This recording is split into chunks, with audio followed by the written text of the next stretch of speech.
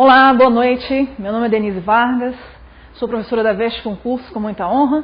Estamos aqui para sugerir alguns gabaritos oficiosos da prova que foi aplicada agora há pouco aqui para a Polícia Federal, pelo CESP, Agente Administrativo. Nossa disciplina é Direito Constitucional. Ontem, inclusive, ministramos algumas questões, dessas caíram na prova no aulão reta final. Quem esteve aqui conosco, em 1 hora nós conseguimos abordar várias dessas questões que estão aqui. São 8 itens. Vamos passar agora para esses 8 itens, começando pelo item 43 da prova que eu tenho em mãos, na tela. No que concerne ao conceito de Constituição, julgue o item abaixo. 43. Constituição, em sua acepção formal, corresponde ao documento solene que disciplina as normas superiores, elaboradas por um processo constituinte específico, sendo as normas integrantes da Constituição de 88 caracterizadas como formalmente e materialmente constitucionais. Esse item 43 está correto. Para você não se perder na correção, vamos colocar aqui juntos. 43 é o item certo. O examinador queria que você soubesse a diferença de Constituição formal e de Constituição material. A material, que pode ser escrita ou não escrita, é composta apenas por matérias mais importantes, apenas por matérias fundamentais para a organização política do Estado. As formais, a seu turno, são aquelas escritas, são criadas por um processo solene, e essas constituições formais têm em seu texto normas não só materialmente constitucionais, normas não só fundamentais. Portanto, as constituições formais, como é o caso da brasileira, têm normas materiais e formais. Portanto, o item correto. Vamos agora à resolução do item 44. Acerca das disposições constitucionais relativas à segurança pública, julgue os itens a seguir. Item 44. Na hipótese da ocorrência de crime contra o patrimônio da empresa brasileira de Correios e Telégrafos, compete à Polícia Federal apurar a infração penal. Esse item, pode voltar aqui para mim, esse item está correto. Então, para a gente não se perder, item 44, correto. Esse item 44 foi tratado ontem no aulão reta final, quando nós lemos junto com vocês, inclusive no material que está impresso e postado, inclusive, na minha fanpage, Professora Denise Vargas. Lá nesse material, nós dissemos qual é a competência da Polícia Federal. E nós dissemos que compete à Polícia Federal apurar as infrações penais praticadas contra bens, serviços ou interesses da União, suas entidades autárquicas e empresas públicas. No caso da questão 44, trata-se dos Correios. A empresa brasileira de Correios e Telégrafos, ela tem natureza jurídica de empresa pública federal. Portanto, os crimes cometidos contra o patrimônio da empresa pública federal Correios são da competência da Polícia Federal no que pertine à apuração dessas infrações penais. Examinador correto, tratamos disso ontem aqui na VEST Concursos em sala de aula. Então, acertamos aí porque nós asseguramos que ia cair alguma coisa relativa à segurança pública, como de fato caiu. Só tem uma exceção, mas não é o caso. O examinador foi muito correto aqui com você, ele perguntou contra o patrimônio da empresa pública de correio. Se fosse uma empresa franqueada, desde 98 tem jurisprudência do STJ dizendo que não, que é a Justiça Comum Estadual. Mas aqui ele não quis saber isso, quis saber a regra. Vamos para o item 45, na tela. A Força Nacional de Segurança Pública, a Polícia Federal e a Polícia Rodoviária Federal são órgãos destinados ao exercício da segurança pública no Brasil. Senhores, ontem nós tratamos no aulão reta final, aqui nas VEST Concursos, também deste item 45, que também está no nosso esquema, no nosso material impresso que foi distribuído aos alunos e postado na fanpage. Esse item, ele está errado. Para que a gente não se perca, vamos colocar aqui na tela, então, 45, errado. Nós vimos que o Supremo Tribunal Federal entende que os órgãos de segurança pública estão taxativamente previstos na Constituição Federal. E nós dissemos quais são esses órgãos. Vamos ver aqui na tela, no quadro comigo, quais são esses órgãos que nós tratamos ontem no aulão. O artigo 144 da Constituição Federal estabelece quais são esses órgãos. Polícia Federal, Polícia Rodoviária Federal, Polícia Fantasma Federal, que é a PFF, que eu nunca conheci um policial ferroviário, mas eles existem, são poucos, mas existem. Polícia Civil, Polícia Militar e Corpo de Bombeiros Militar. Então, se esses órgãos são taxativamente previstos na Constituição, para que nós consideremos outros órgãos como integrantes da segurança pública, deveríamos fazer uma emenda na Constituição Federal. Portanto, considero o item 45 como errado. Vamos lá para a tela, no item 46. No que se refere aos direitos e garantias fundamentais, julgue os itens seguintes. 46. O terrorismo, o racismo, a tortura e o tráfico ilícito de entorpecentes são crimes hediondos, inafiançáveis e insuscetíveis de graça e anistia. Esse item 46, olha o que ele está dizendo aqui.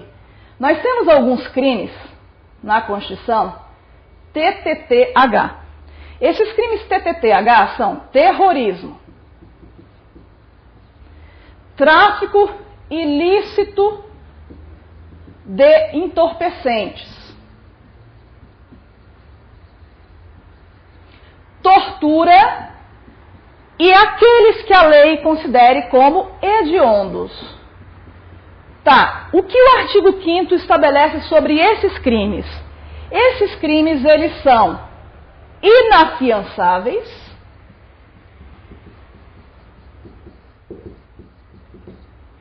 e insuscetíveis de graça e anistia.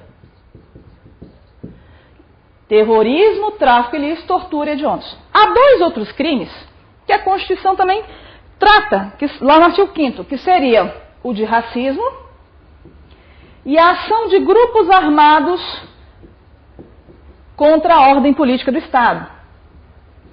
Esses outros dois crimes, eles têm uma característica em comum com esse primeiro grupo. Eles são inafiançáveis. E um detalhe que esses outros não têm. Eles são imprescritíveis.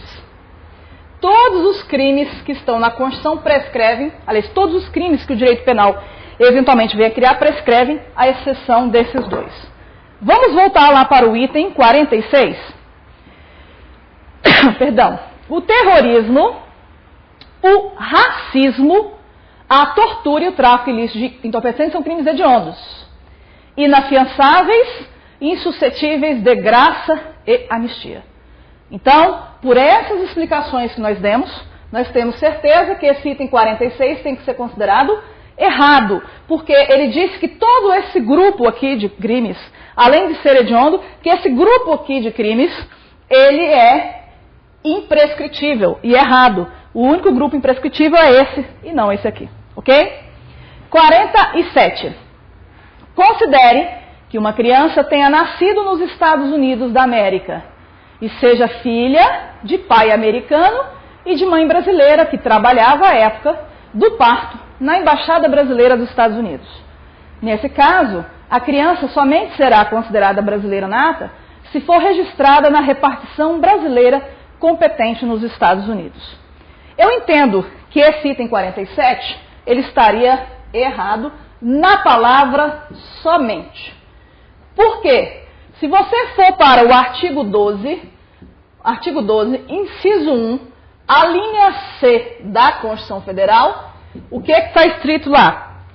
Consideram-se brasileiros natos os nascidos na República Federativa, os nascidos no estrangeiro, filhos de pai ou mãe brasileira, né? Filhos de pai ou mãe brasileira, desde que sejam registrados em repartição consular brasileira competente ou desde que fixem residência no Brasil e optem pela nacionalidade brasileira a qualquer tempo.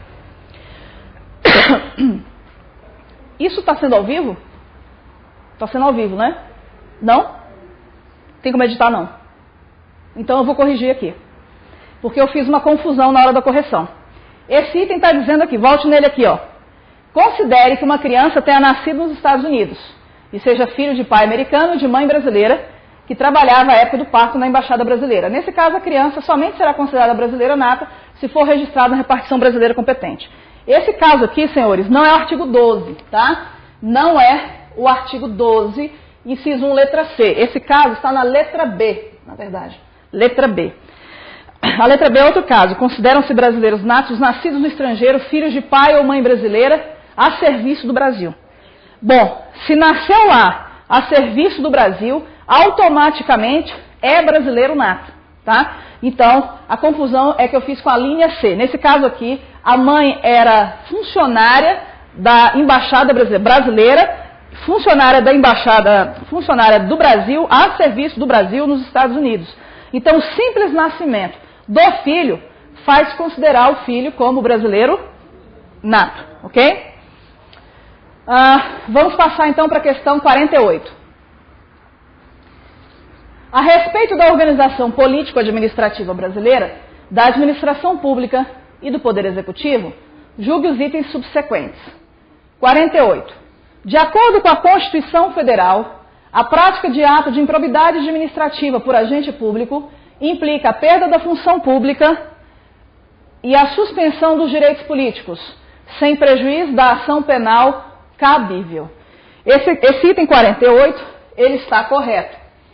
O artigo 37 da Constituição Federal estabelece que aquele que praticar improbidade administrativa, ele fica sujeito a ser responsabilizado, né, ressarcimento ao erário, ele fica sujeito à perda do cargo ou da função pública, à indisponibilidade dos bens, à suspensão dos direitos políticos sem prejuízo da ação penal cabível.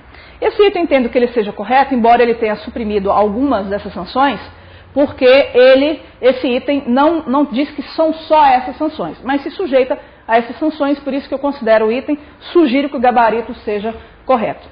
Vamos lá para o item seguinte? 49. A União, os Estados, o DF e os municípios compõem a organização político-administrativa da República Federativa do Brasil, cabendo aos municípios promover no que couber o adequado ordenamento territorial, mediante, por exemplo, planejamento e controle do parcelamento do solo urbano. Correto, porque isso é um assunto de interesse local, né? E os municípios têm interesse em fazer isso, né? Então, o item 49, nós vamos colocar aqui como correto. Vamos ao último item, 50. Compete privativamente ao presidente da República a concessão de indulto, podendo essa competência, entretanto, ser delegada a outras autoridades, como, por exemplo, a ministra de Estado. Correto, esse item também foi tratado ontem no aulão reta final aqui na vez de concursos. Vamos colocar aqui para a gente não se perder no gabarito, embora ele vá ser divulgado lá no site para você. Esse item é correto por um motivo. O artigo 84 da Constituição versa sobre as competências do presidente. O parágrafo único do artigo 84 estabelece que essas competências elas são privativas porque parte delas é delegável aos ministros de Estado, ao advogado-geral da União e ao procurador-geral da República. O artigo 84, inciso 12, diz que conceder indulto e comutar penas pode ser competência delegável a essas autoridades. Então, portanto, o item é correto. Qualquer dúvida, nós estamos aqui na Vez de Concurso para atendê-los ou na minha fanpage www.facebook.com/professora Denise Vargas. Boa sorte!